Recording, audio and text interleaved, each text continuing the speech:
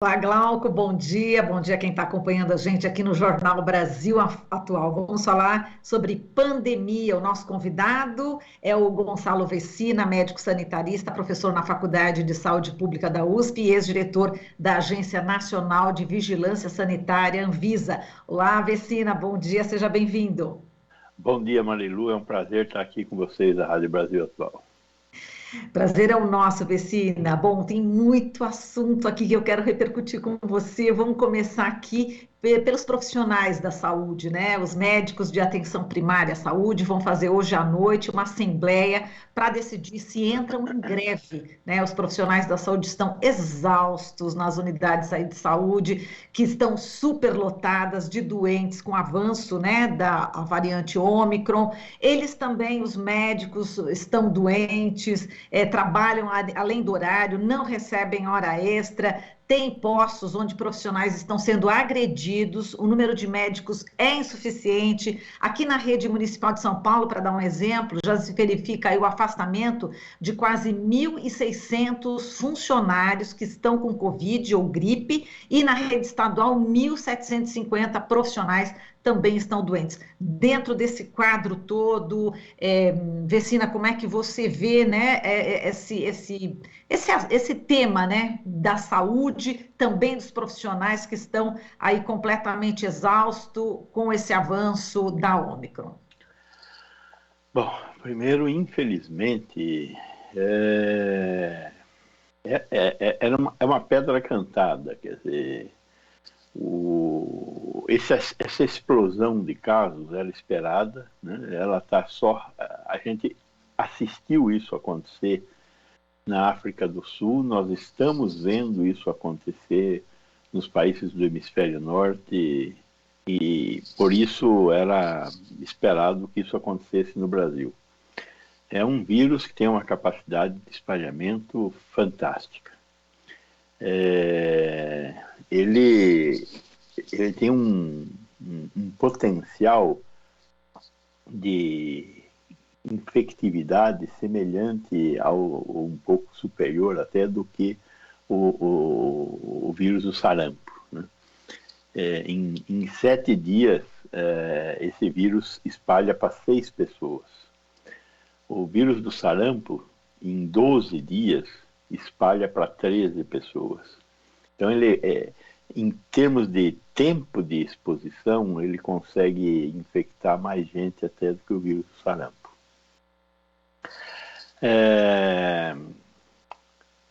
E era natural que ele chegasse aos profissionais de saúde, porque os profissionais de saúde estão na linha de frente. Eles que atendem os pacientes. E não tem muito jeito de você... É muito difícil controlar a transmissibilidade de um vírus com esse potencial. É óbvio que o uso de máscaras é fundamental, o uso da N95 ou da PFF2, e bem ajustada. Então, esses profissionais que foram infectados, com certeza foram infectados, na maior parte das vezes, no momento do trabalho, e por falhas no posicionamento da máscara ou falhas da máscara. Nós sabemos que as máscaras são extremamente eficazes no combate à disseminação deste vírus. Mas existem falhas humanas. Neste caso, não há dúvida de que foram falhas humanas. Então, era esperado também, isso está acontecendo no mundo todo, a perda de capacidade de resposta do sistema de saúde por perda de trabalhadores de saúde. Então, aí vem a pergunta seguinte, né? E daí? Né? Bom, tem como repor? Não tem como repor. Não tem de onde tirar para pôr aonde eventualmente esteja faltando. Dá para o profissional de saúde atender infectado, porque boa parte dessas infecções também elas são relativamente brandas. Então, não está havendo letalidade, não está havendo mortes, de uma forma geral. Mas não tem o menor cabimento um profissional de saúde infectado pelo vírus trabalhar atendendo pacientes que podem não estar infectados. Inexplicável isso. Então, o profissional de saúde tem que ser afastado. Aos sintomas respiratórios, né? E aqui nós não estamos falando só da Omicron, também estamos falando do H3N2, da gripe. Não pode ir trabalhar. A vida toda nós trabalhamos gripados, né? Você certamente já trabalhou gripado. Agora, é uma imbecilidade trabalhar portador de uma doença respiratória altamente infectante. Nós temos que aprender isso hoje para sempre. Não se trabalha infectado para não infectar os outros, principalmente, mas também para se restabelecer mais rapidamente. Então, os profissionais de saúde estão certos, mas eles devem ter a consciência de que, primeiro, isso é uma coisa muito rápida, vai durar mais 2, 3 semanas. Em 2, 3 semanas, não se contrata, não se repõe, não se substitui ninguém. Então, o que é que nós podemos fazer? Eu acho que nós teríamos que estar nos comunicando com a população no sentido de que a gripe, seja ela H3N2 ou seja ela a Omicron, tosse, dor de garganta, febre, mau estado geral, inapetência, falta de apetite. A H3N2 também tem dado sintomas gastrointestinais, diarreia, ânsia de vômito. Devem ser tratados como a gente sempre tratou gripe. Não precisa ir na unidade de saúde. Basicamente, nós temos que nos hidratar, tomar muita água, se alimentar adequadamente, repousar e controlar os sintomas mais importantes. O sintoma mais importante que nós temos que controlar é febre. Como é que controla a febre? Todos nós já tivemos febre e controlamos a febre, né? Você pode controlar a febre com banho e água um pouco mais fria, ou tomando um antitérmico. Dipirona, paracetamol, evite tomar ácido acetil salicílico, AAS, porque o AAS não deve ser utilizado em viroses. Mas tome o remédio e com a temperatura até 38, 38,5, fique em casa. Mas eu quero saber o que eu tenho. Para quê? Se você tiver Omicron, se você tiver H3N2, muda a terapêutica, muda o que fazer? Não muda. Não tem nada para fazer pela Omicron e não tem nada para fazer pela H3N2. Então, o prognóstico é semelhante. O prognóstico é o que vai acontecer, né, para frente. Você tem uma doença autolimitada. Se for gripe, 5 a 7 dias. Se for Omicron, 7 a 10 dias. Com algum tipo de remédio especial? Não tem remédio especial. No caso da H3N2, tem até o Tamiflu, que está em falta nas farmácias e deve ser utilizado em casos mais graves, principalmente hospitalizações. Quem fica em casa não se beneficiará muito do Tamiflu. No caso da Omicron, tem remédio? Tem. nenhum disponível na rede pública. Nenhum. Nos hospitais privados, tem anticorpos monoclonais. Alguns hospitais. Então, saber se está ou não está, não muda. Agora, a gente vai na unidade básica de saúde e fica 5, 6 horas lá. Na UPA, no pronto-socorro. Tem gente que precisa estar lá. Quem é que precisa estar lá? Tem gente que está desidratando por causa da diarreia. Tem gente que está desidratando porque tem tanta dor de garganta que está tendo dificuldade para engolir. Tem gente que está com febre muito elevada e não consegue controlar a febre acima de 39 graus. Estes precisam ir para a unidade de saúde. Então, temos que nos comunicar com os cidadãos e falar, por favor, não vá até os estabelecimentos de saúde neste momento. Se você tem uma doença que você conhece um pouco mais, porque você já viveu o suficiente, fique em casa. Não vá se aperrear numa unidade de saúde. Exceto se nestas condições. Então, é esse caminho que eu acho que a gente deve adotar. Tem mais uma coisa importante. Você é trabalhador e tinha retomado o trabalho presencial. Se você não for trabalhar, você vai levar uma falta e não vai receber o salário. Então, você precisa de um atestado.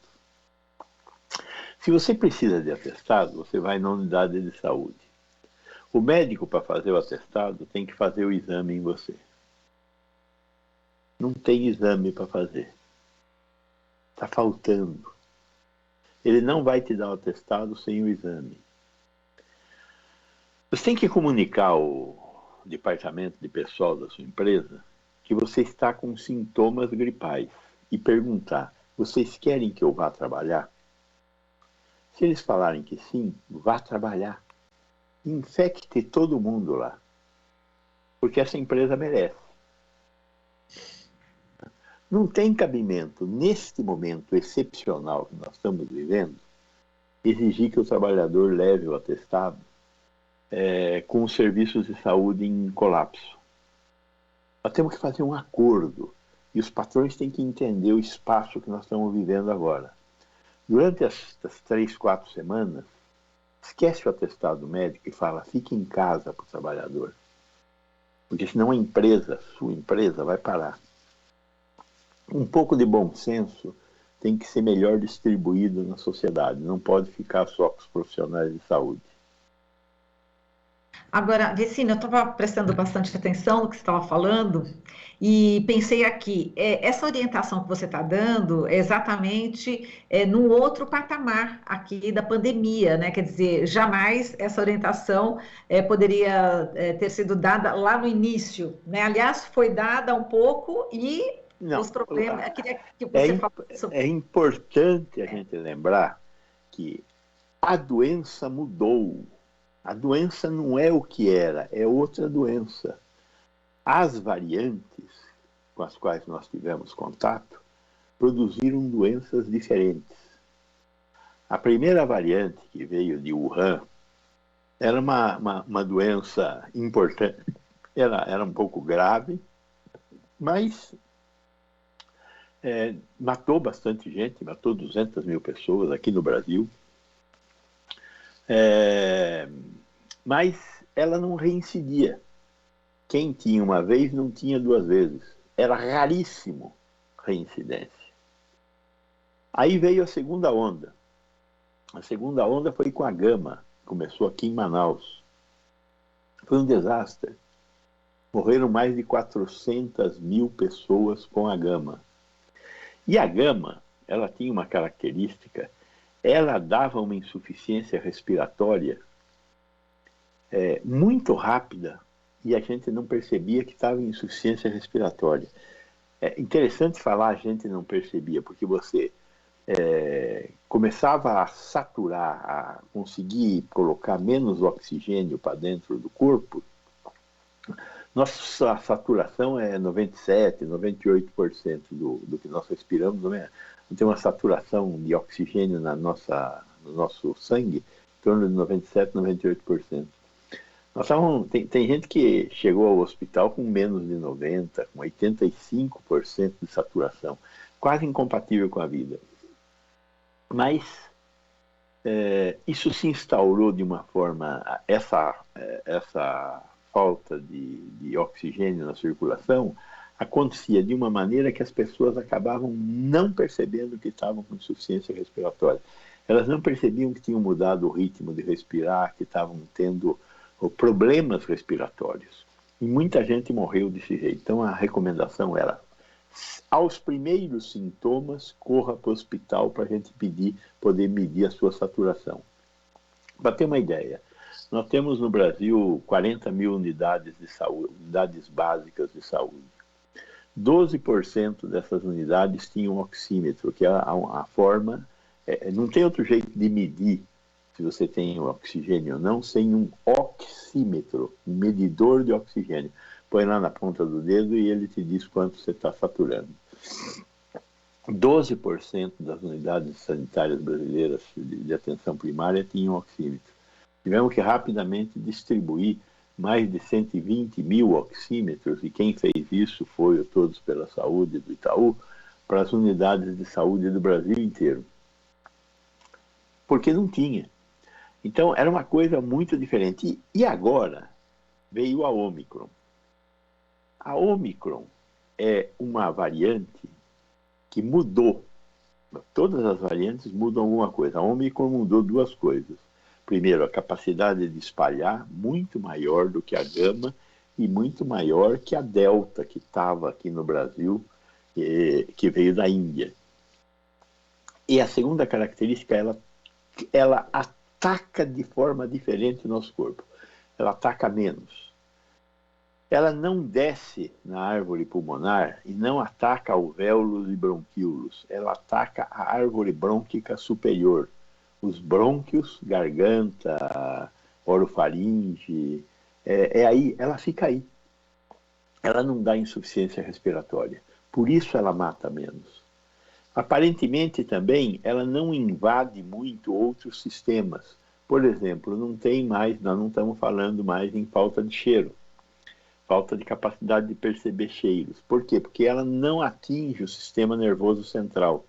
E perder cheiro era invasão do sistema nervoso central. Então, esta variante, ela perdeu algumas capacidades de invadir algumas células do nosso corpo. Então, ela dá uma doença menos grave, ela, por isso, tem uma mortalidade menor, e por isso, a minha recomendação do fique em casa é uma recomendação cuidadosamente feita, enquanto você não tiver sintomas que deixem a doença mais grave, que é a dificuldade para engolir, febre ou diarreia. E, Vecina, você estava falando sobre que é impossível, né, substituir equipes, né, em 2, 3 semanas. Bom, você falou que isso seja um ensinamento, enfim, para que fique para sempre. É possível ter políticas públicas emergenciais nesse caso para assim, substituir quase que em pouco tempo, a curtíssimo prazo, esses profissionais? A gente nunca sabe se vai fazer novamente, se vai agravar, como agravou com a Gama. É preciso ter políticas públicas nesse sentido? É fundamental ter políticas públicas, é possível ter políticas públicas, embora a eficácia possa ser maior ou menor. Quer dizer, por exemplo, no caso de médicos, da onde eu tiro médico? Não tem da onde tirar médico, porque falta médico no Brasil. Nós temos uma oferta insuficiente de médicos ainda. Talvez daqui a alguns anos, com a explosão do número de faculdades de medicina, nós tenhamos bastante médico, mas no momento falta médico. Então, onde eu contrato médico? Não tem onde contratar médico. O que eu posso fazer? Posso tirar médico de algumas unidades e mandar para unidades onde estão faltando médicos. Da onde eu posso tirar um médico que pode ser que não falte? É muito complexo, embora seja possível. Para isso exige a necessidade de políticas públicas. Nós estamos falando desses profissionais que estão trabalhando em municípios e no Estado. Nós não estamos falando do governo federal. O governo federal praticamente não tem mais médico. O governo federal não realiza ações de saúde em lugar nenhum. Você tem hospitais federais ainda na rede de ensino do MEC. Mas fora estes, não tem mais. Tem uns 5, 6 hospitais no Rio. Então, a rede pública é municipal e estadual. Na maior parte do Brasil, é uma rede que tem tanto governadores quanto prefeitos presentes e preocupados. Mas a capacidade de se movimentar de governadores e prefeitos é limitada no que diz respeito a cobrir necessidades de profissionais num espaço tão curto de tempo assim. Você fazer uma convocação para contratação emergencial de enfermeiros, o tempo que eu espero que esse Ômicron fique entre nós, daria tempo para você começar a contratar, mas jamais colocar trabalhando, e não se coloca trabalhando sem algum tipo de capacitação. Então, o que nós poderíamos fazer é realocar, tirar daqui e pôr lá. Mas o tirar daqui e pôr lá tem suas limitações, né? Eu posso tirar de ambulatórios de especialidade e pôr na rede de emergência profissionais que não estão preparados para atender emergência, mas poderiam. Aí é o caso de cada secretário municipal, secretário estadual, ver o que pode fazer para mitigar essa falta de gente, na medida em que sejam identificados pontos da rede que estejam com uma falta maior de profissionais. E que profissionais são esses? São enfermeiros, são médicos, são farmacêuticos, enfim. O grosso é médico e enfermeiro, porque é o que está na linha de frente, né? Exato, só em pensar que a gente tinha o programa Mais Médicos, né, Vecina, e que com o governo jogamos Bolsonaro, na lata de lixo. não é? E a gente podia ter esses médicos ajudando nesse momento. Bom, ficou muita coisa de fora, não possível CPI de novo, né, por conta do apagão de dados, a questão também do autoteste, muita coisa ficou de fora, mas não tem problema, Vecina, a gente volta a se falar. E o nosso tempo já terminou e eu te agradeço, foi demais importante aqui as suas orientações. Muitíssimo obrigada e até uma próxima oportunidade. Obrigado, Marilu. Um abraço também para os nossos espectadores e vamos ter um pouco mais de calma nesse momento que é importante e nos protegermos, né? Usar nossas máscaras, tomar nossas vacinas, que é o que podemos fazer. Muito bem, obrigada, Vecina. A gente falou aqui com o Gonçalo Vecina, médico sanitarista, professor na Faculdade de Saúde Pública da USP e ex-diretor da Anvisa. Você está ouvindo Jornal Brasil Atual. As notícias que os outros não dão.